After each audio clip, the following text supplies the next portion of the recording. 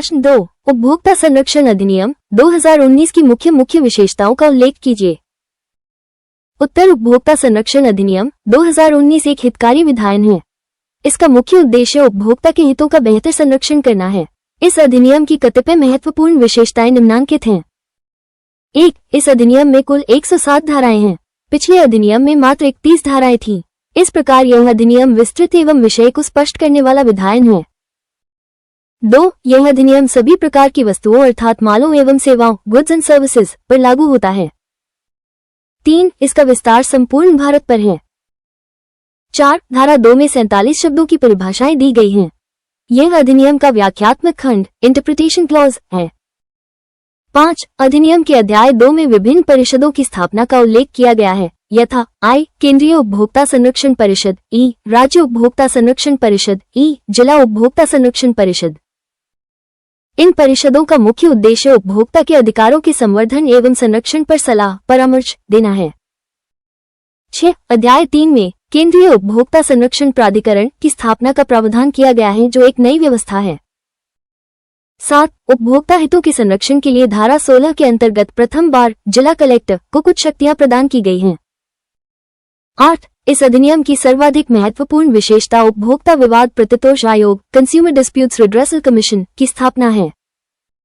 अब जिला मंच के स्थान पर जिला आयोग बना दिया गया है। 9. जिला उपभोक्ता विवाद प्रतितोष आयोग की आर्थिक अधिकारिता 20 लाख रुपये से बढ़ाकर 1 करोड़ रुपये कर दी गई है। 10. अधिनियम में पहली बार विवादों को मध्यस्थता मीडिएशन द्वारा निपटाए जाने की व्यवस्था की गई है। 11. जिला उपभोक्ता विवाद प्रतितोष आयोग को पुनर्विलोकन रिव्यू की शक्तियां प्रदान की गई हैं। 12. राज्य उपभोक्ता विवाद प्रतितोष आयोग की आर्थिक अधिकारिता 1 करोड़ रुपये से बढ़ाकर 10 करोड़ रुपये कर दी गई है। 13. राष्ट्रीय उपभोक्ता विवाद प्रतितोष आयोग की आर्थिक अधिकारिता 10 करोड़ रुपये से अधिक मूल्यांकन वाले मामलों तक कर दी गई है। 14. धारा 65 में सूचना के तामील की विभिन्न रीतियों का उल्लेख किया गया है, जिसमें इलेक्ट्रॉनिक माध्यमों से तामील भी शामिल है। 15. परिवाद प्रस्तुत करने की समयावधि 2 वर्ष निर्धारित की गई है, लेकिन विलंब का पर्याप्त कारण सफिशिएंट कॉज होने पर निर्धारित समयावधि के बाद भी परिवाद ग्रहण किए जाने का प्रावधान रखा गया है। 16. अध्याय 5 में उपभोक्ता मध्यस्थता सेल कंज्यूमर मीडिएशन सेल की स्थापना का प्रावधान किया गया है। 17. अधिनियम के अध्याय 6 में उत्पाद दायित्व प्रोडक्ट लायबिलिटी की एक नई व्यवस्था को स्थान दिया गया है, जिसके द्वारा विनिर्माता पर विशेष दायित्व अधिरोपित किया गया है। 18. अध्याय 7 अपराध एवं शास्तियों से संबंधित है। इसमें उपभोक्ता हितों से जुड़े अनेक उपबंधों की अनुपालना को दंडनीय अपराध घोषित किया गया है।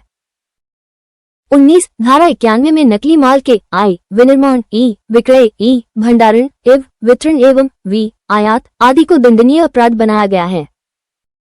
20. अपराधों के शमन कंपाउंडिंग ऑफ ऑफेंसेस की व्यवस्था की गई है। 21. धारा 88 एवं 89 की परिधि में आने वाले अपराधों को संज्ञेय एवं अजमानतीय अपराध घोषित किया गया है। 22. धारा 94 में ई वाणिज्य एवं प्रत्यक्ष विक्रय आदि में अनुचित व्यापार व्यवहार को रोकने के लिए उपबंध किया गया है। 23. तंग करने वाली तलाशियों को दंडनीय अपराध घोषित किया गया है। 24. केंद्रीय सरकार को निर्देश देने की शक्तियां प्रदान की गई हैं। 25. मिथ्या एवं भ्रामक विज्ञापनों के लिए दंड की व्यवस्था की गई है।